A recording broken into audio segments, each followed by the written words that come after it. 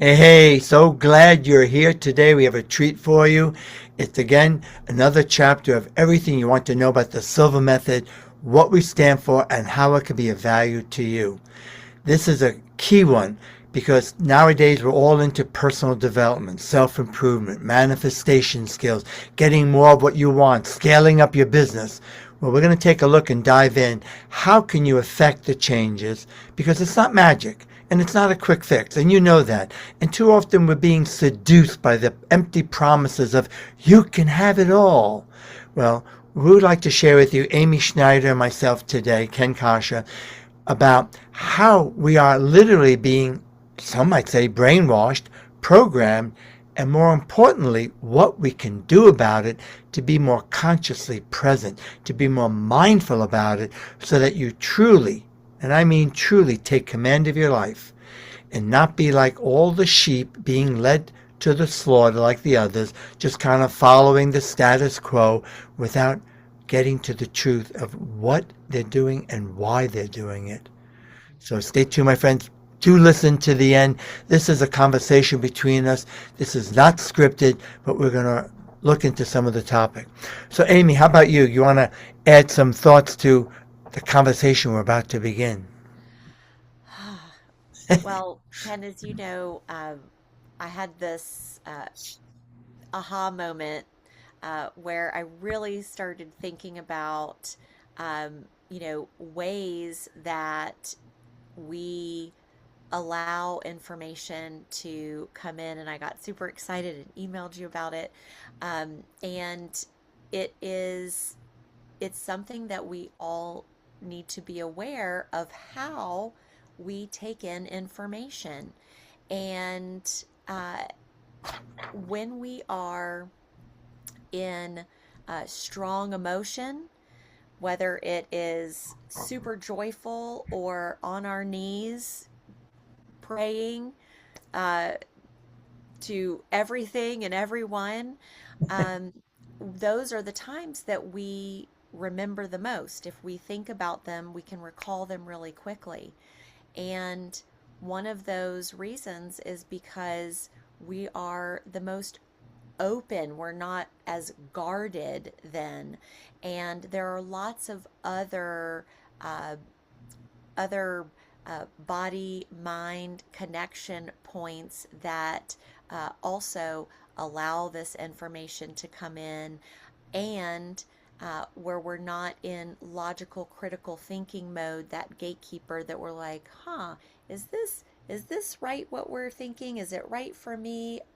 What is the benefit going this way? Where we're asking questions, and um, we're a little bit more guarded of what we allow in and allow ourselves to believe or not believe.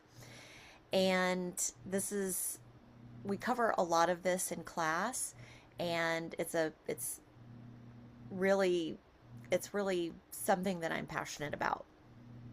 Same here, Amy. This is what really drove me, and it's interesting the synchronicity, you guys listening. Amy sent me an email with a suggested topic for this series that we've started. I just read it today. I, full confession here, full disclosure.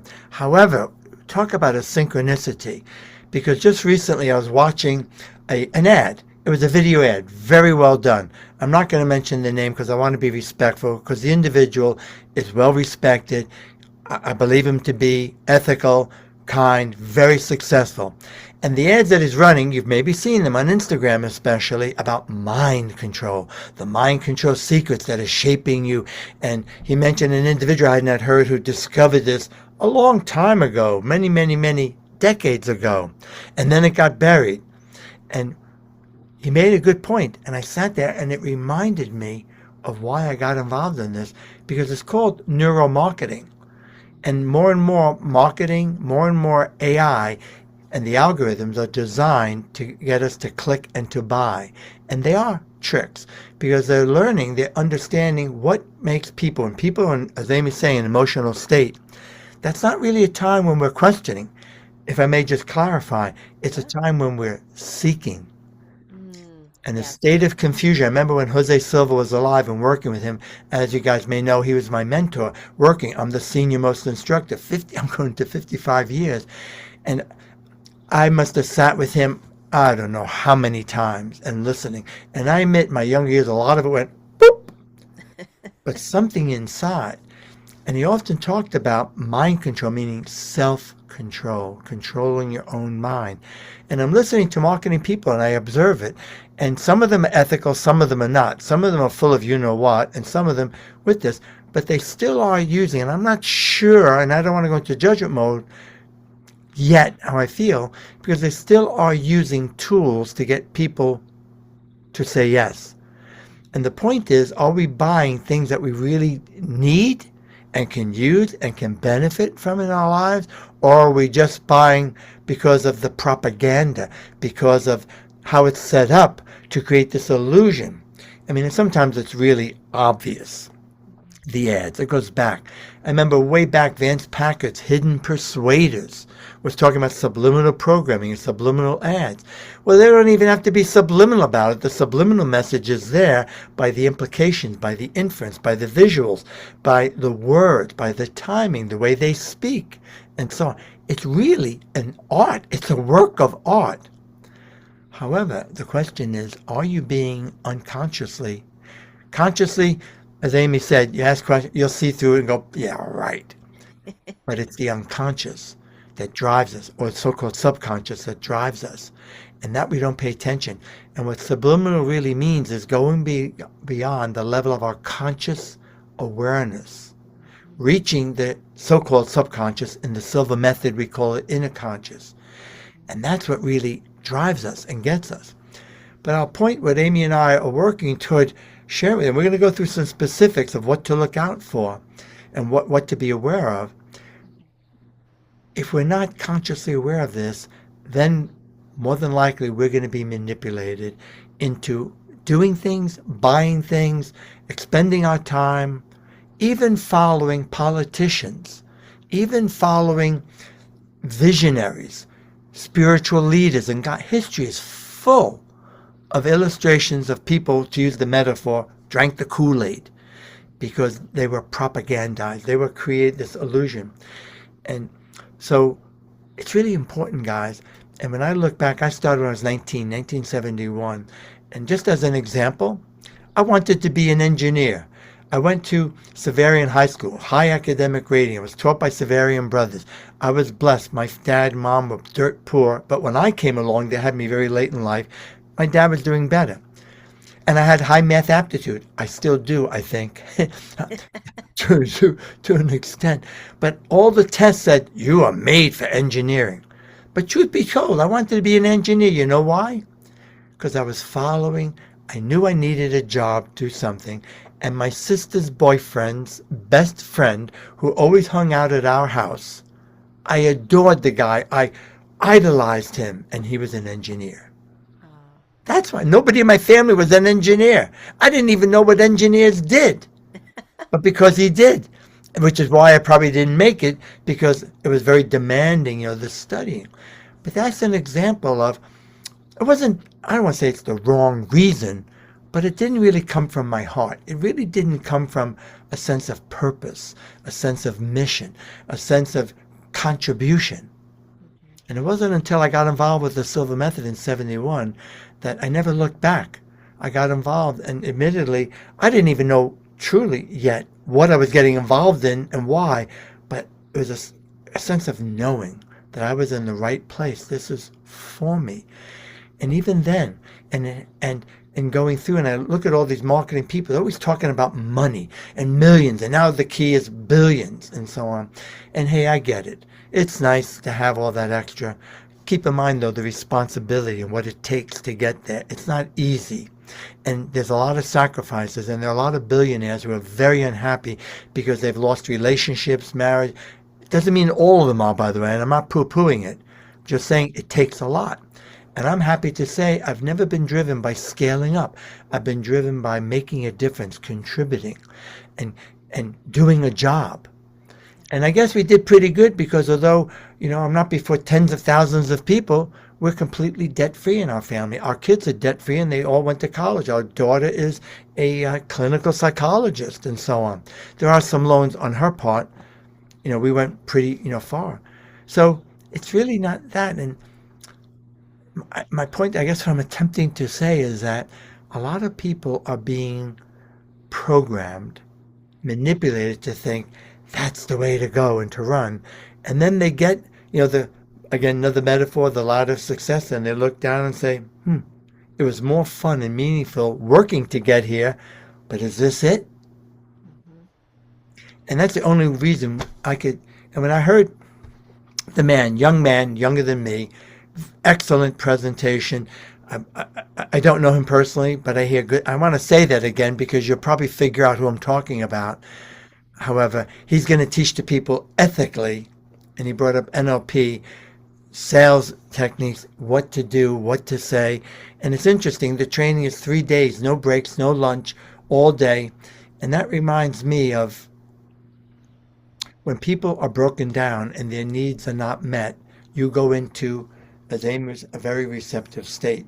And in the early days of EST, Earhart Seminar Training, which is kind of a spin-off of Silva, by the way, where Earhart was teaching an exact copy, duplicate from a Silva instructor who broke away from Jose and teaching that.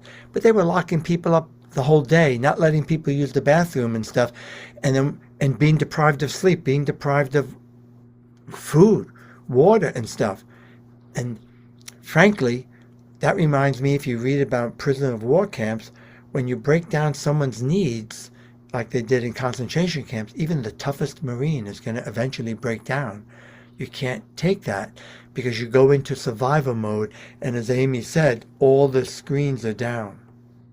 Now, Yeah. excuse me, I digressed a bit. That's an extreme example. Yeah. But if you look at the way some programs are managed, and full disclosure, not the Silver training, we take plenty of pauses, we have lunch, we have a Yes. lot of rest breaks, a lot of interaction with people, keeping the energy moving because we want to honor you, we want to honor people and not use tricks to get people to do that. People come with desire and so on. So let's take a look at that, Amy. I think, excuse me for going on, but you said it No. yourself. It brought out my passion about this because even now I look at what's going on in the world and Yeah. people need to ask more questions.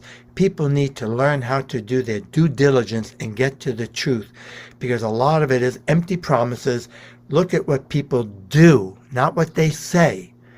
And there are people amongst us on this planet who are very good telling things and this and that and I got your back and so on, but their actions aren't consistent. Yeah. So look at that, pay attention to the actions, and then more importantly, how can we protect this beautiful body you have, this beautiful mind? We're in this together, and there are more great, really good people and organizations out there who don't play those games. So this is about honoring that, and I love our community for that reason. I do Is this too. what we're about? Yes. So how about you, Amy? Just you got to watch when you get wound up. I know. I can too. So while you were talking, especially about wanting to be an engineer, it made me think about how when we are growing up, when we're very young, and people are telling us things, they are directing us towards things, um, our parents, our family, the things that we are surrounded by, Yeah. right? And I mentioned before that when we're in a state of high emotion, right?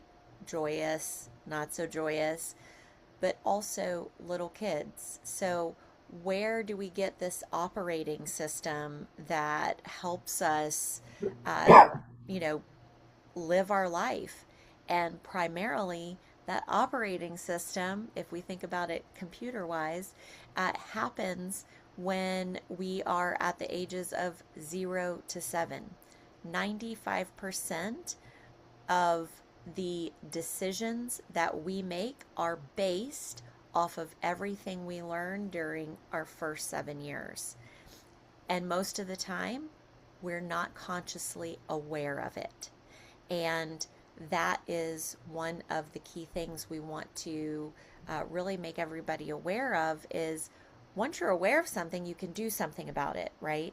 And so if you are 0 to 7 and you're being exposed to a lot of different things, or oh wow, you have such a a wonderful voice, or you are such a wonderful writer, or such a wonderful artist, or you're really curious about things and you know how to build things. You should be an engineer when you grow up, right? So you hear these things and you've gotten some praise, makes you feel good. And as you're going along, that kind of sets the stage a little bit. And if you have no other interaction with anything else, you're kind of on your way. And then as you get older, you are left to start figuring things out, right? And then depending on how you arrive at, what you're studying in school or your chosen profession, and you get there, and then you realize, okay, I'm here, but this isn't really in alignment with what I want.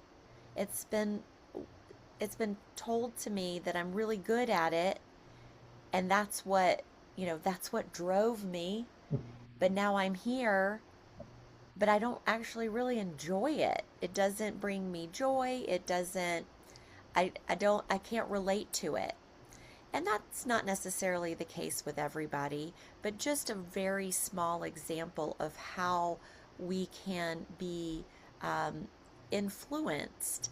And not to our most of the time, the people around us, they want the best for us. They want to ensure that maybe we don't make the mistakes that that they did, right? Because they're older, right? And so everybody is doing the best with the frames of reference and the information they have at that moment. And if you don't have the information, then you don't know. But the more you have, the more you know, the more you can do. And so it's really important to ask questions. It's important to have that curiosity. It's important to go through the uncomfortable growth process to really figure things out to get to the other side. Because when we ask those questions, then we can really start to line up with our values, what's of value to us. We can also align with what it is we're doing. We can align with the people who can help us, and we can help them. So it's really important to understand how we get to a certain place and how it can affect our life. You mentioned a small point. I think it's a huge point. And if I may, I'd like to build on that. Um, Sure. I know in planning that, Amy mentioned up to the age of 7. If you study psychology, psychologists have often said by the time they reach kindergarten, it's too late because we impress upon our children without even saying a word. They learn from our actions. And I'm laughing with Amy. I have to say this. Where the heck the engineer, I told you where it came from? My father was a bookmaker, a gambler. He was a professional gambler. My mother was an entrepreneur, owned a greeting card store. My second cousin was a missionary in Brazil. Where did engineering come from? My brother was an accountant.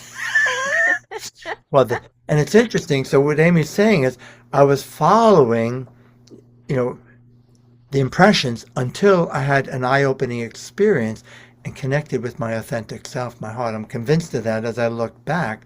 I was born to do this work. And it's interesting, when I was studying engineering, I was flunking out of Boston University. When I left that and got involved in Silva, even though I stayed and I went to business administration, I graduated cum laude and needed much less studying because I was on purpose and I was working toward, doing this full time. However, I want to go back. You're watching, those you're watching, you can see this chart behind me. We call it the scale of brain evolution. Jose Silva started in 1944. 1966, first Silva Method coursework. I'm saying that to honor his memory. He is the original alpha theta training. And admittedly, a lot of people said woo woo, but it's fascinating to me. I wish he were alive in so many ways, how now neuroscience and everybody doing but university studies, documenting. And what we know, I'm not going to sit casually for this. When we're in our mother's womb, and then up to about the age of 1, depends on the research, it's been changing, up to 4, maybe the latest, the predominant brainwave activity tends to be the black on the chart, or delta, slow wave. And we now know that has a lot to do with restoring the body, reconnecting, and so on. Important. The red theta on there, now this is Jose's chart, but anywhere from 4 to 7, some say different. This is his research in biofeedback at around that age. And then at around the age of reason, there's more and more alpha. I'm talking dominantly speaking, up till puberty. Typically 12, 13, 14, 12 is actually premature puberty, 13, 14 in that range. But we've all noticed simple things, simple observation. You don't even need to look at the science. When people come from another country, who learns the new language best? The children. And the parents, 40 years later, still have a nice, cute accent. And the children, you'd never know their background, even if they were born in that country when they come. Because we know they learn incredible. I can't give you an exact figure, but I've heard that children prior to puberty or between 1 and about 7 learn about 25 times faster than we do as adults. Yep. And that continues. And we've all seen that. I have a 10-year-old grandson who's snowboarding. That he's only, I don't know, half a dozen times, and he's going down the biggest challenging hill. I got to get that, to watch this with my son who's teaching him and so on, and just coaching him. But watch an adult learn to do something like that. So the point is another example. I didn't even realize we were going to go into this, Amy, but I think it's really important because a lot of us read, and it's not the information that makes a difference. Have you noticed? We've all gone to motivational seminars. We've all read books that inspire us. Yes, it's beautiful. And then we go back to our lives and nothing changes. People have invested tons of money, and I'm here to tell you, even the Silva Method, it's a step-by-step training. If you don't take the time to apply it and work with it and invest as little as 15 minutes a day, it was a wonderful experience you'll remember for the rest of your life. The way you see life will be different. However, the difference that makes the difference is in the application, because every time you do a dynamic meditation, the difference between dynamic and passive meditation is dynamic meditation, you can be passive, bliss out, it's great for your health, great for your well-being, put you in the zone, or you can also actively think, concentrate, visualize. That's called dynamic meditation, both. And that's what we've been teaching for, 60 years, since 1966. It's the difference that will make the difference. So Silva Method is not for everybody, and it may not be for you, although it's been for over 10 million people in 111 countries with that. All I'm saying is that if all you're doing is getting information, you need to have a way to integrate it, to make it a part of you. And what Amy was going into beautifully is, as we're growing through life, we have a lot of baggage. We have a lot of crap that our parents loved us dearly. Let's assume that. And our parents did the best they knew how to do. But they're not perfect. Nobody's perfect. And we don't live in a perfect world. And so much has been impressed upon us that's not so positive and causes us to get stuck. And that's why many times we say, I can't believe it. I'm still in the same mistake over. I know better. I don't want this. But by default, we slip back to those old patterns. We need to what? Unlearn those old patterns and redevelop new patterns. We need to fire and wire, so to speak, to use that expression, and create new positive patterns, habits of behavior, neural patterns.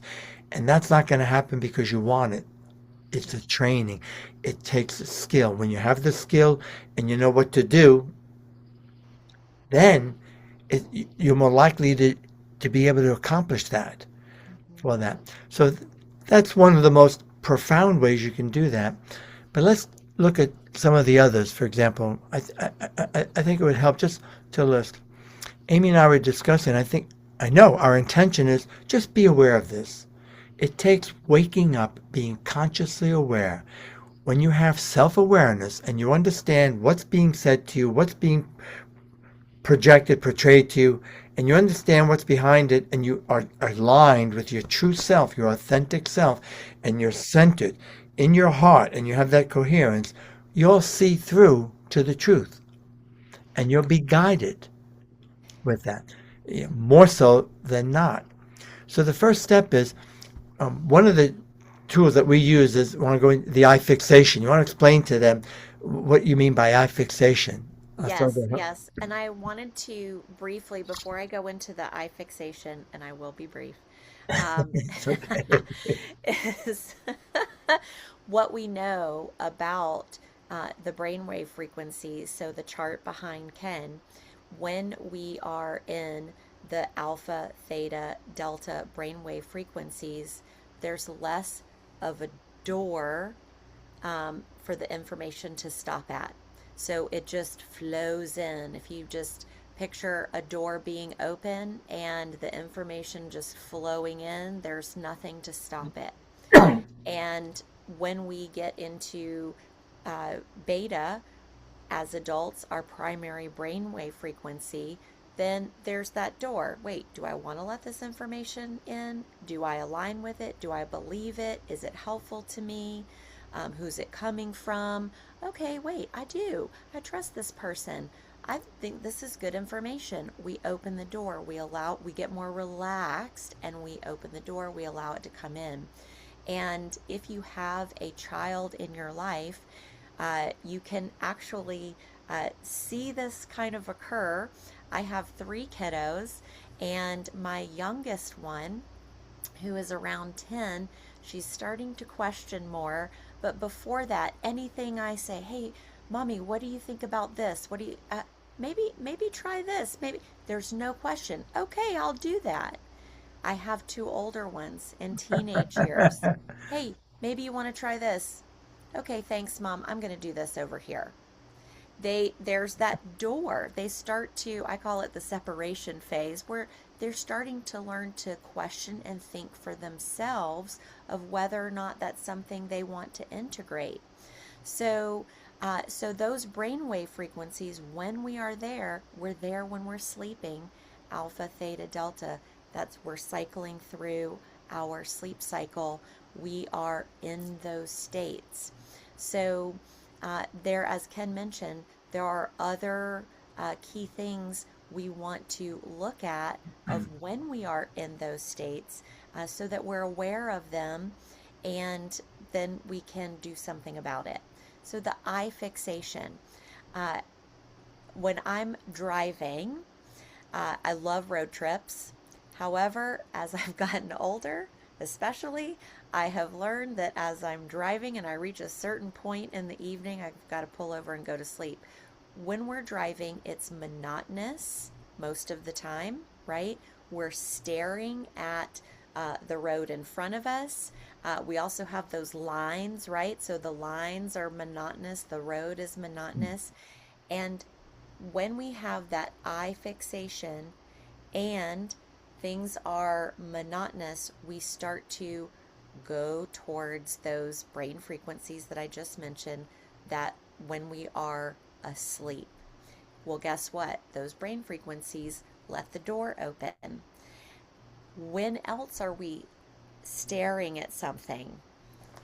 Our phones, our computer screens, our TVs. We just had the Super Bowl yesterday, so we're staring at the TV, and with the Super Bowl especially, we're staring at the TV together with people we love or like hanging out with, and we're rooting for our team. We're super excited. We're in a state of high emotion already, and then we add that eye fixation. where we're just staring at one fixated point and the door is open. And that's why we have all of those ads that we have. So that's why advertising, especially commercials on the television, are huge. It's because it's where we can start to suggest things and the door's not closed. We just let it on in. And then maybe later we're driving down the road and we happen to see the brand name. I want to go check that out. Well, maybe we've never even noticed it before. So, really important eye fixation. It lets that door open to those lower brainwave frequencies. I'm just laughing with you, but there's so much we could say about that. The neuroscience of it is by default, the way we're wired is for survival and security, to be safe. So I love that analogy, Amy, the door. I think of it as like Star Trek. It's the shield Hmm. protecting us Yes. until we feel comfortable and familiar, which is why repetition is necessary in any kind of personal development. We're just learning. It's like creating a vision of your future. Hmm. At first, it's really hard for people. It's vague. But if you keep working on it and imagining your best self emerging, here's a takeaway. Imagining your best self emerging, after a while, once you own it emotionally, you're more likely to absorb it. However, back to the eye fixation, Yeah. is Amy's saying, so this is a tool, simple tool, that if you turn your eyeballs up, that's an eye fixation without blinking. And if you read Silva's book, this little blue book here, people misunderstand. You don't hold it there forever. Think of it like a light switch. It causes the brain automatically to lower brain waves in the direction of the green and the red, alpha and theta for that. So when we understand that, our biology, we can use it as a tool to speed up the process, Yeah. especially if we're under a lot of stress for that. I mean, you have to walk around like this, but you're doing that. We do a little bit of that in the classes, the training. So what Amy's saying, when watching TV or you're at a presentation or a speech or a sermon, they're always on a raised platform and up higher, and we're watching like so. I've often said, I think people don't even realize that they have the absolute most masterful hypnotist on the planet, and many people have more than one in their home. As Amy said, the TV, because of that effect. Yeah. Another time, I'll add and make a comment. Again, our intention is just be aware of this when we're sleeping. I can remember all the research proves this wrong. We now know. But people used to say way back, before Amy's time, in my time somewhat, but before, oh, the baby's asleep, it's okay. And mom and dad are fighting, they're arguing, or saying things about who knows. Hmm. What an imposition. People have a surprise baby. Oh, they don't hear anything. For ages, in surgery, doctors, nurses making comments about the patient, not very nice comments, thinking they're out. They don't hear a thing. And we all know that's not true. The subconscious never sleeps. We don't remember consciously, but it's amazing. And hypnosis has really shown this. When you walk into a room and you're there for a little bit of time and you leave, we'd go crazy if we remembered every little detail. But if you quiet yourself and get into an alpha theta state, you'd be amazed how much detail you did catch. It's almost like in the Jason in the Bourne identity Yeah. and Jason Bourne, remember in Yes. the show, he was trained as a skill. He'd walk in, you'd even realize he was paying attention, everything going on in the room. That's how the subconscious works, picking that up. So when we're sleeping, many of us have had negative comment programs suggested. Yes, we're asleep. Yes, the person will come out and not remember it, but by golly, Yeah. it has an impact. So be careful what you have on in the room when you are sleeping. Like your Yes. TV, sleeping with the TV on is not advisable. Put on the timer if you have a timer. Most TVs do. Hmm.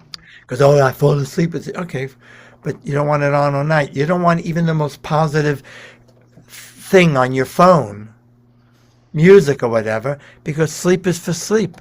It has an impact, and we need sleep serves a function of letting us repair and release. So we don't want to be interfering with that. I Yeah. mean, that's my take on it. That's why you hear very little about subliminal programming tapes anymore, because in the long run, it's interfering with the quality of your sleep. So in surgery, so Amy, I know you want to add something about sleep or surgery. Well, in surgery, I want to point out your Silva Method of Mind Control blue book behind you. That is, Product placement. yes, I love it. But I want to point out actually a story that's in there that if you've read the book, maybe you remember. If you haven't read the book, I highly recommend that you do read the book because it really goes through everything that we do in class, the things that we're talking about over our video courses that, not video courses, but our videos that Ken and I are doing with answering questions. But very specifically, it talks about a story in there of a woman who went into surgery. The surgeon actually was a friend outside of the surgery room, was a friend, and the person went into surgery. Afterwards, they were talking after the surgery, talking about how it went, and next steps, that kind of thing. And the woman, who really had loving kindness feelings for the surgeon, hey, this person is a friend, they're wonderful. All of a sudden, she noticed that her feelings changed. She felt really very kind of taken aback by the surgeon, and really realizing, hey, the feelings that I normally have are not the feelings I'm having right now. And this particular woman was a Silva grad, so she had the information of really understanding, hey, wait a minute, what could it be? She went into, questioning mode, curiosity mode, and then realized, wait a minute, I had surgery. When we are in surgery, we go to those lower levels, right? The alpha theta level, and that we're still getting everything that has, that the surgeon is talking about, the nurses are talking about, and they had the discussion. And she said, what do you mind telling me what you were talking about, the things you were saying during my surgery? And so the surgeon reflected back on the surgery and said exactly, oh, I was, it wasn't anything negative. However, it was enough, it was enough to, uh, to kind of be planted really inside of this, this woman of, oh, wait a minute, that really wasn't a great thing to say about me. But I'm going a little long-winded here, but the story really sets up that you really want to be careful of when you're going into surgery, uh, what people are saying around you. Now, I have heard other Silva grads who know they have a surgery coming up. So in this instance, okay, well, what do I do about it? Very simply, hey, when we're in the OR, anesthesiologist or nurses, doctors, please talk positively about what's going on. Maybe it's something that's not so great. Your body is experiencing something that is negative. Instead of having a negative discussion about it, have a positive discussion about it. Just really be careful.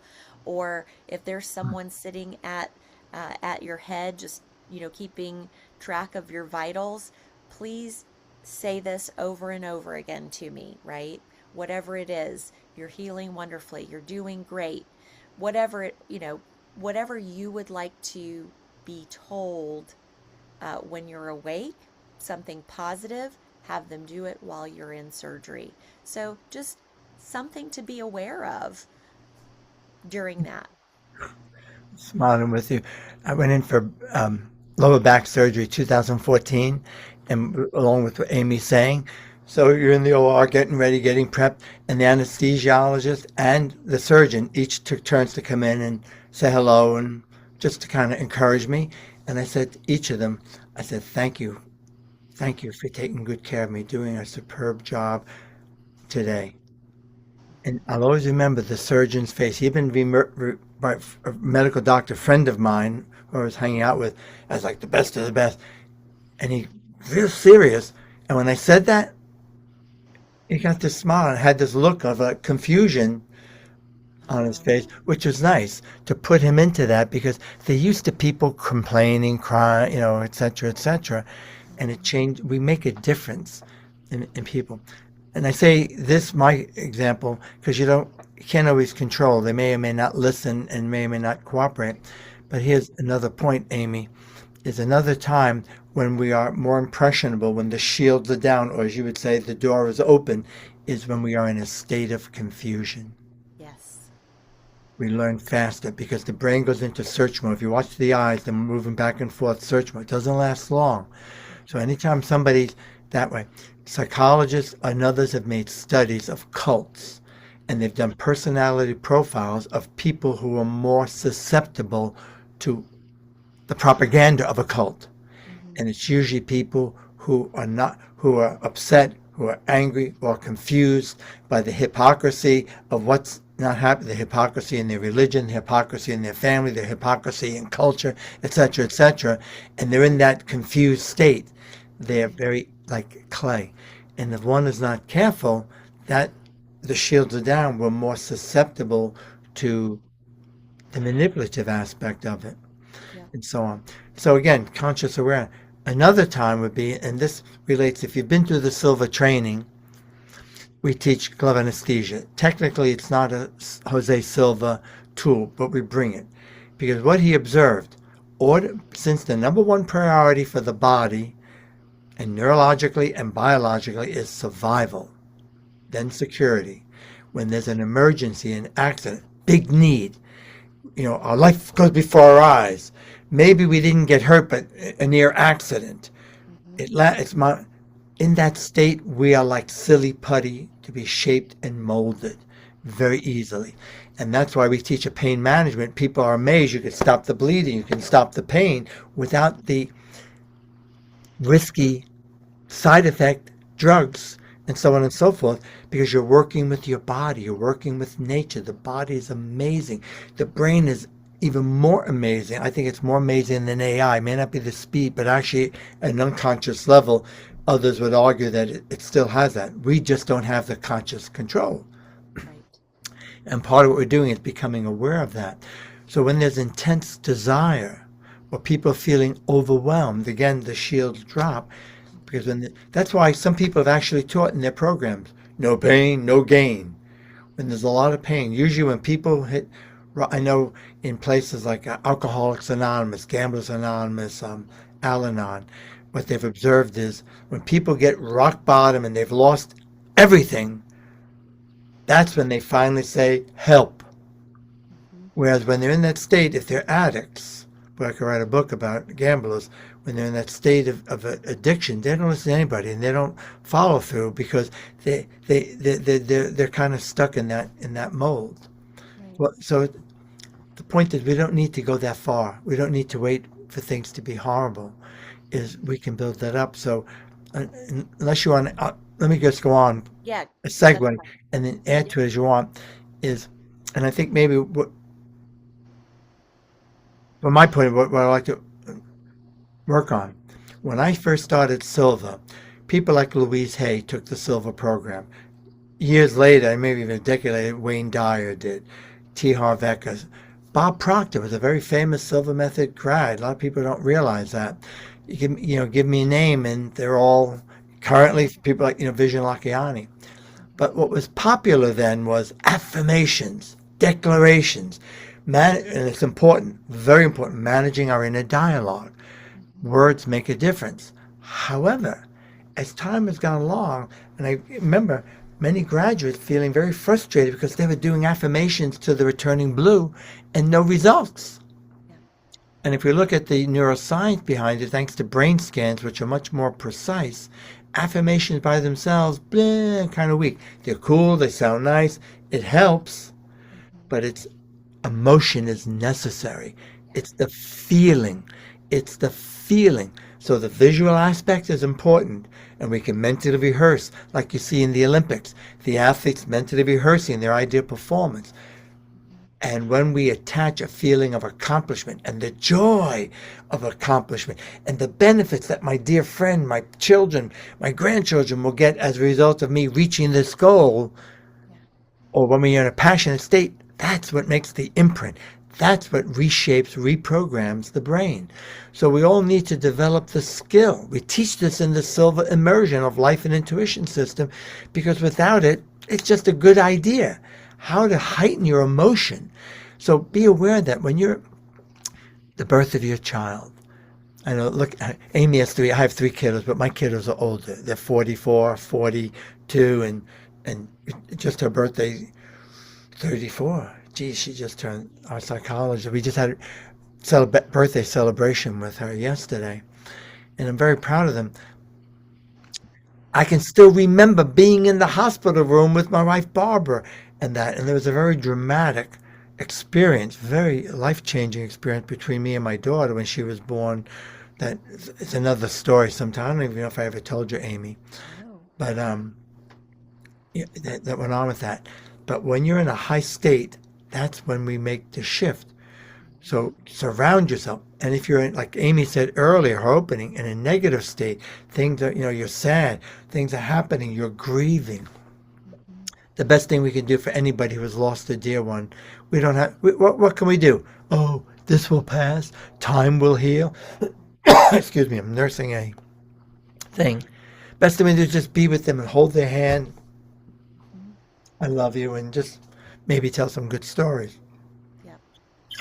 Because when they're grieving, which is, for sadness, the shields are down. They're much more receptive. So, my friends, be aware of that. And whatever tool or technique you're using for your personal development, it's got to incorporate some sort of high emotion. Mhm. Amy, you want to add? I'm reminded Excuse me. So when sorry. we're talking about the affirmations of who we actually talk about in class, um, the saying every day in every way you're getting better and better, and that uh, was something that the pharmacist turned psychotherapist Emile Coué, French pharmacist psychotherapist, uh, he when he was a pharmacist, he would the patients coming in. So if you are ill and you are seeking medication to get better, you're in a high seeking state. You are wanting to get better. Um, you're more open. So he did something. He handed them their medication and he would say, "Take this, and while you're taking it, say to yourself, every day in every way, I'm getting better and better." And he had astounding results of those people getting better.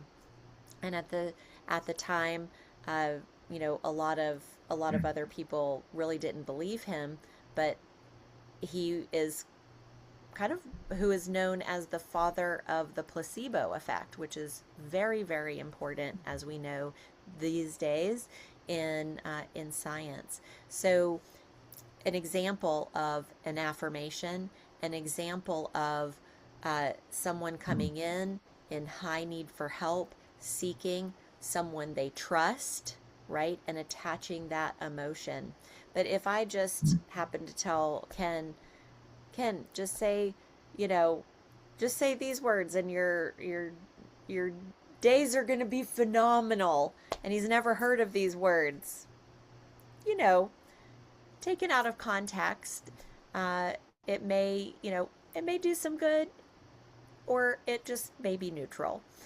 So really attaching that emotion is what makes the imprint of our brain really remembering that this is important to us. Yes. We could go on forever, folks. I know we But could. to turn this into a takeaway for you, be careful not to minimize when you're in pain, surgery. It's it's horrible, and it's not easy, and it's a big distraction. It's hard to meditate, relax. No, I've been there. I've lived through that. Just this, what is 2020? Just 2025 alone, I had two very serious conditions where going to Australia, I had to be in a wheelchair because I couldn't walk. I had injured my leg, but I had to go. They had a sold out group, and luckily we had time off before I had to do my thing. So I'm admitting it was horrible. But the one thing that I remembered, along with Amy, that I used, because doing my relaxation helped, but it was distracting. Because of the pain. I had to get up. But what I did remember is instead of owning it and buying into it like, woe is me, I'm screwed, this is terrible, I'm not going to, how am I going to ever do this class? I'm not going to be able to, because I have to stand and move around. And I did. You'd never know what I just bit. They were freaking out, the organizers, because here I come with my cane, now with the cane and hobbling. But I kept affirming and feeling these people are counting on me. This is important. This too shall pass. And I did lots of exercise and stretching and working in my meditative state, my alpha state, and so on. So it wasn't just poof. But what Amy is saying, that's really a takeaway, guys, that advise you when you're going through something. Harry McKnight, who was one of the early instructors, my mentor, once said, this too shall pass. Mhm. Because nothing lasts forever. This too shall pass. And what Amy also, the placebo, Mhm. is placebos used to have a negative connotation. Now, placebos are rather positive because it demonstrates the power of belief. Mhm. Whatever we believe to be true, that belief we have that's been shaped and molded from our childhood till now, what we read, the people we hang out with, causes the brain to produce the neurochemicals and the biology to change to match the belief. Read, Mhm. Bruce Lipton or any epigeneticist and what they're sharing. So the message is, guys, is be aware of it, of the programming. Take command. Whatever it is you choose to do. I hope, and if you find this helpful, share this with somebody just for the insight. Because a lot of people are just walking around in a state of confusion now and upset and not sure, what's going on and, are things going to be horrible? And so I don't have that answer for you, but I'm not going to succumb to that and worry that. I'm going to do everything I can in my life, my family, and my students to contribute in a way that helps to prevent that. Yeah, absolutely. I I'd like to add one last takeaway of whether you're, um, some of the things that we talked about in terms of the eye fixation, in terms of um, being in a sleep state, of being in a high emotional state of joy or just despair and seeking help. In in all of those states, if we can remember to do just one thing, and that is to just say thank you to one person, one thing, one place that we are thankful for. That will also help in those states instead of, um, you know, mentally rehearsing the things that we're afraid of, mentally rehearsing what could go wrong, mentally rehearsing what we want to avoid, because we've said it before, whatever we think about, we give energy to. Whatever we give energy to grows and multiplies. And I'm not making light of it because right now, at any given time, we're there's some hard times. We're in some very challenging situations, either together, personally. Things happen. However, if we're aware of what Ken was saying, of uh, what we're letting in when we're in those states, and how we can just one takeaway, just I'm thankful. I'm thankful for you, Ken. I'm thankful for my dog Schroeder was just in here. I love him. It may not have anything to do with what's going on at the moment, but we're redirecting our energy to something more positive, which will help ease the stress at least a little bit. Yes. Shall I say amen to that? Absolutely, That's a absolutely. beautiful point. And, we are in this together. And, and I think a closing message is take action. Worry is like a rocking chair. It gives us something to do, but gets us nowhere, produces anxiety, tension, floods, causes the body to get flooded with stress hormones. So why suffer needlessly? And again, Amy and I, we don't want to minimalize this Mm-mm. or make light of it, the situation and the struggle. But if we stay in stress mode, nothing will change. That's So we need to shift out of that so we get ideas, solutions, what action to take, what we can do. mm-hmm. Excuse me again. That's Uh, okay. apologies. So I'm so glad that you were here watching. Amy, it's always a pleasure talking with you. And I think Well, we went a lot longer than we had intended. we did. But there's a lot of good, valuable stuff here. You may want to listen to it again and again. So, again, thanks for being here. Thank you, everybody.